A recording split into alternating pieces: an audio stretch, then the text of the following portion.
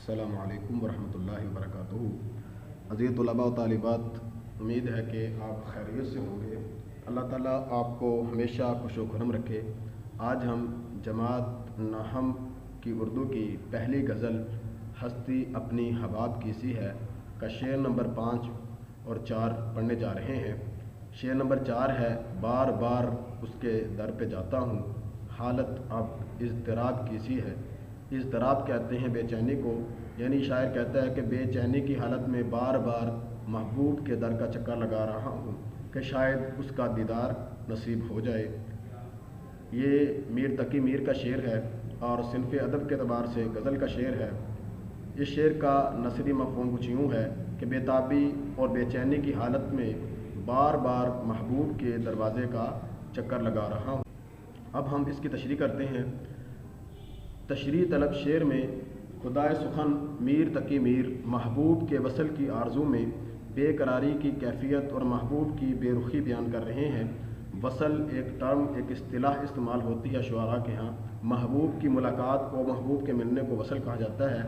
यानी शायर महबूब के मिलने की तमन्ना और ख्वाहिश लिए बेकरारी की हालत में महबूब की जानिब जाते हैं और महबूब किस तरह से बेरुखी और बेइतनाई बरतता है, बेतवज्जगी करता है, इस चीज़ को बयान कर रहे हैं कि निकलना खुल्द से, खुल्द कहते हैं जन्नत को, निकलना खुल्द से आदम का सुनते आए हैं, लेकिन बहुत बेआबरू होकर तेरे कोचे से हम निकले। कि आदम अलैहिस्सलाम का जन्नत से निकलना, इसके किस्से कहानियाँ तो सुनते आए थे, लेकिन जिस तरह हम तुम्हारे कूचे से, तुम्हारे दर से, तुम्हारे दरवाज़े से निकले हैं, तो ये उससे बड़ा सानहा महसूस होता है।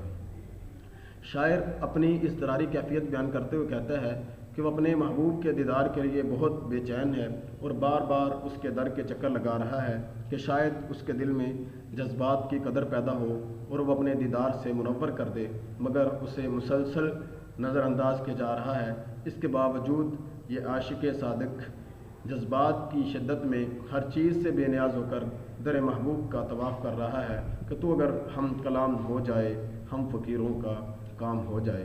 दरअसल अगर फ़कीराना चक्कर लगाने के बावजूद भी सुनवाई ना हो, बात न बने, बात न सुनी जाए, तो इंसान उकता जाता है।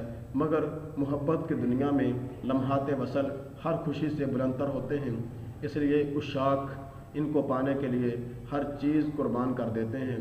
तेरे कूचे पर बहाने से मुझे दिन से रात करना, कभी इससे बात करना, कभी उससे बात करना।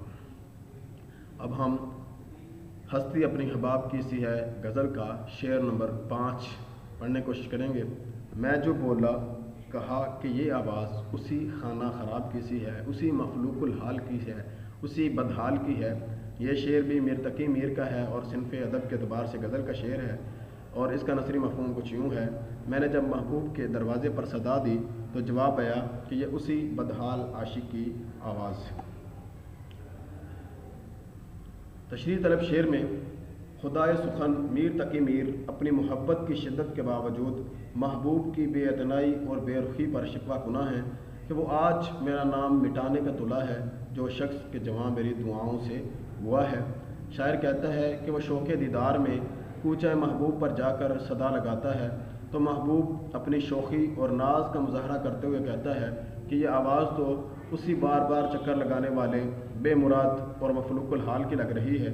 महबूब के इस अजब इजहार आशनाई, इस तरीके से उसका वाकफियत का इजहार करना और लापरवाही करना शायर को सदमा पहुंचाता है कि वो ये कह रहा है कि उस जैसी लग रही है, इसकी आवाज़ को भी सही तरीके से नहीं पहचान पा रहा है और इसकी हालत को भी बड़े बुरे अंदाज से बयान कर रहा है कि दिल की बात लबों पर लाकर अब तक हम दुख सहते हैं।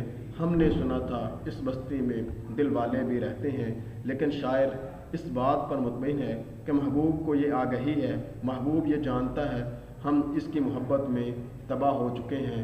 अगर दुख उठाने के बाद भी एहसास पैदा हो जाए तो ये बहुत बड़ी कामयाबी होगी। इंशाअल्लाह बकिया अशार की तशरीह हम अगले सबक में पढ़ेंगे। तब तक के लिए अल्लाह हाफ़िज़।